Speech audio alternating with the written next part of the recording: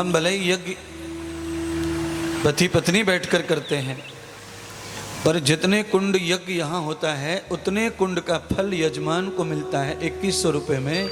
ये महिमा है इस किशोरी सेवा धाम की सेवाओं के। और ये संभव तभी होता है जब कोई साधु सत्कर्मों से भक्तों को जोड़ता है, जिसमें पुरोहित्य ही नहीं है।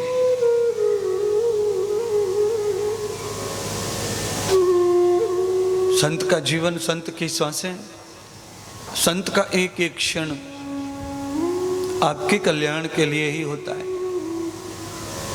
महात्मा गांधी जी को संत की पदवी मिली, एक एक क्षण उन्होंने राष्ट्र के लिए बिताया, इसीलिए लोगों ने उन्हें संत कहा।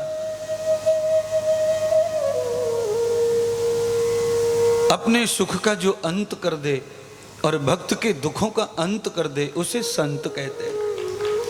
यावतम सुखो अंतम गति दुखो न वेदिताम शिष्यः भक्तः। भक्त के दुखों का अंत हो जाए और संत के सुख समाप्त हो जाए तब कोई संत लगता है।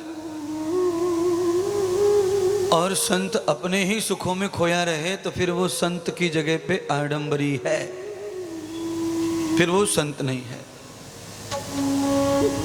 और यही वास्तविक परिभाषा है संत की।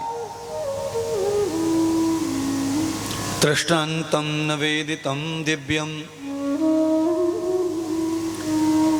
इच्छान्तपूरितं तमः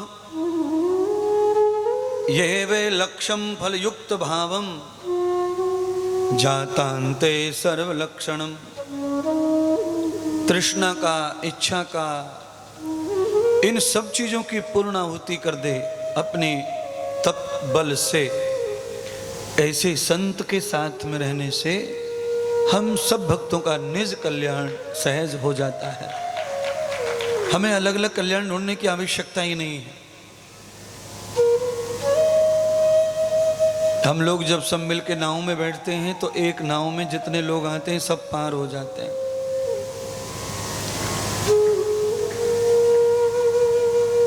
अलग अलग बैठोगे तो भी पार करेगी, साथ में करोगे तो भी पार करेगी।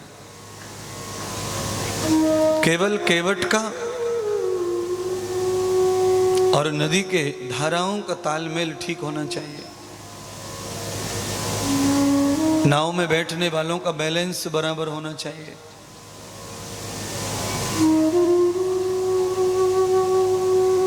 तो सहज ही हम भवबंधन से पार हो जाते हैं।